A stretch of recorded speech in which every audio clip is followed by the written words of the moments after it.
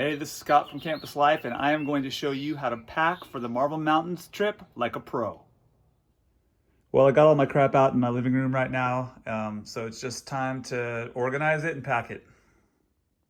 So what makes the Marble Mountains trip a little bit tricky to pack for is there's several different aspects of the trip, and you actually have to pack two completely separate bags for the two main parts of the trip. So this is what my house looks like when we're packing for Marble Mountains.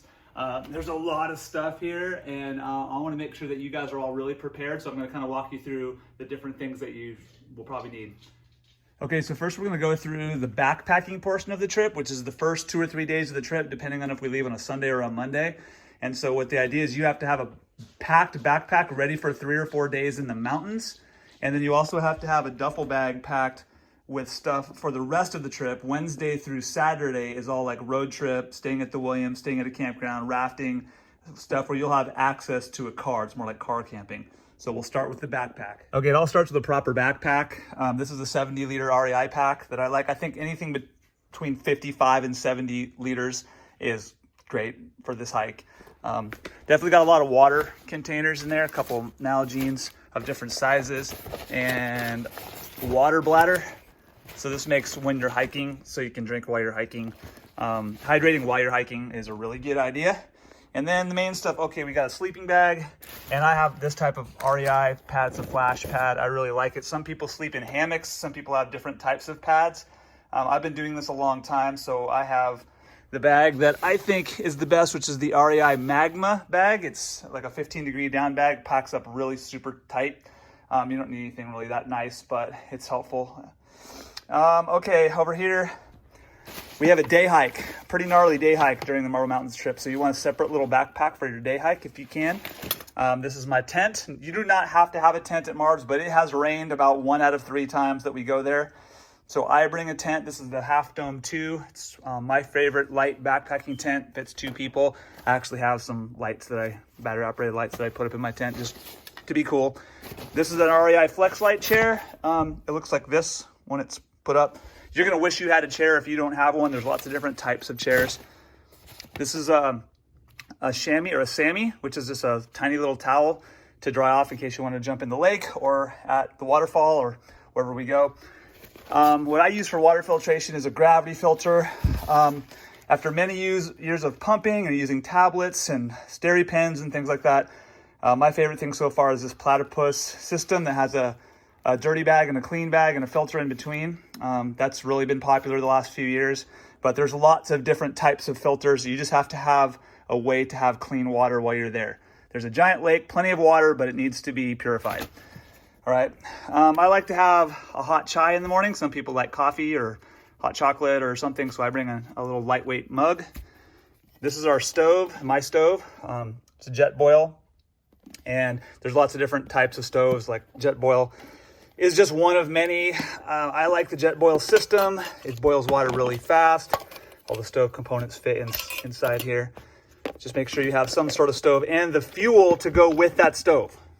My partner in crime, one of my guys in my food group has our fuel. You want a plate, a good sharp knife for cutting things like salami or bread or whittling sticks or whatever you want to do. Something to spread. I have that to spread our peanut butter, and I have one of these long straws long spoons that's really good for the Mountain House meals, and a little lightweight aluminum plate.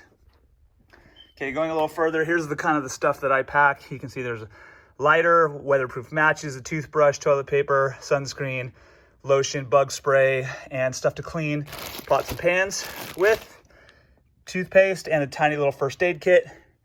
This is actually a really lightweight table that opens up and sets up, and you can put your stove and your bread or whatever on it when you're making a PB&J. Spatula. We were cooking pizza the first night, which brings me to the meals. So you just need to use the meal planner and make sure you have a meal for every time you need to eat.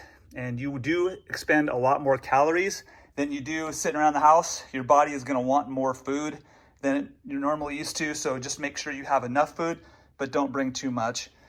I love mountain houses for dinners. They're a little bit expensive. It's about $10 per meal, which isn't cheap, but it's really, really good food with a lot of protein and a lot of calories, which is what you need. So I have Mountain Houses for the evenings. I like dessert, so I like instant pudding, but you got to bring some dried milk if you want to have that. And I like to have some hot cider every night. So that's pretty much what I do for dinner. We are doing pizza the first night, but my partner has all of our pizza stuff in their pack. Okay, lunches. Lunches a lot of times are kind of on the go. It should be really quick and easy to make. There is, like I said, a pretty gnarly day hike on the Marbs trip, so I have a lot of energy type food. So energy chews. I really like this endurance drink mix for the morning before the day hike and during the day hike. Some nice, nutritious, easy to use snacks. That's not a nutritious snack, but I just love them. So like I said, you're gonna want to eat a lot. So I have these cookies, these Bear Bites cookies, cinnamon cookies. I love Triscuits and Easy Cheese. Some people might not like that, but I love it. And you don't need to bring tons of bread. I have enough bread for just a couple of peanut butter and jelly sandwiches. There's the peanut butter. My partner has the jelly. Okay, and I like to put all my food in these little dry sacks, just in case it were to rain. Breakfasts. Breakfast is an important meal on a backpack trip because you're eating a lot of calories for the day. I have a Mountain House for one of the mornings, and this is my favorite morning Mountain House. I also have some oatmeal, some stuff with protein in it. And I really like instant breakfast. They have a lot of nutrients and some protein to get you started on your day. So I have usually one of those every morning, but you have to have instant milk for that to make it taste right. And this is a chai, some Mystic chai, because I just like chai in the morning. So that's pretty much it for the food. And I'm going to pack these all into these dry sacks right here. Also, there's snack stuff. I didn't really go over snack stuff, but whatever kind of snack stuff you want to bring, you should bring it. I really like Sour Patch Kids or gummy worms or something like that that just gives you calories because, like I said, you're going to need them. All right, over to the clothes. Footwear. So I'm into hiking boots. I think they're like SUVs for your feet. So I have a nice pair of Solomons. This lasted me a really long time. But you can hike in tennis shoes like this, no problem. These are water shoes for the rafting day, actually. I don't need those really on the backpacking portion. I just need pretty much one pair of shoes. And then I stuff all my clothes in one of these bags that also functions as my pillow.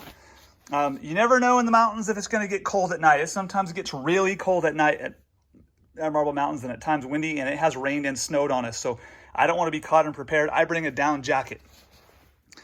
Also like a long sleeve shirt, a pair of shorts, a couple shirts, a couple pairs of socks, some long pants for sure, because like I said, it does get chilly. You don't need a ton of clothes. It's only a couple of days. This is my little tiny pillow that I have. And so that's pretty much, I mean, the clothes you can go pretty light because it's only a couple of days. Don't bring more clothes than you need. It's not a fashion show. And that's really briefly pretty much everything I'm going to have in my pack. Okay, the rest of the trip, I can access my gear bag, which has, I don't need to worry about weight and space in that because it's all going to be accessed during the car ride. So I just think about what basically clothing I'm going to wear for each day. I set out a set of clothing for each day, pack it in there. Figure you're going to have a couple days where you're just in the campground, in the car. You want to have some comfortable clothes for just riding in the car, kind of like a car trip. But also we're camping and we are rafting for 2 days. So you want to make sure you're thinking about what you want to wear for rafting because obviously you're going to get soaked while you're rafting and have to be in those clothes all day. So just think that through. I would not recommend cotton underwear because that gets wet and stays wet all day long. You also have to have food for the remainder of the trip. Again, use your meal planner to make sure you've got enough food for the remainder of the trip. But with this food, you don't necessarily have to worry about bulk because you can shove as much of that stuff in your duffel bag as you want. But there's going to be no refrigeration, and the bags are going to get hot sitting in the trailer and stuff, so you don't want to bring anything that's going to melt. So this is kind of what I got for the rest of those days. All right, so that's kind of how it looks before it's packed. I'm going to show you in a minute what it looks like when it's all packed. I also want to show you some stuff I kind of keep in my little personal pouch up there. Campfire permit, backpacking journal to write in, pencil, deodorant, some paracord to tie stuff up in, pair of headphones, a charging cable, and a phone charger just to make sure my phone's always got a good charge.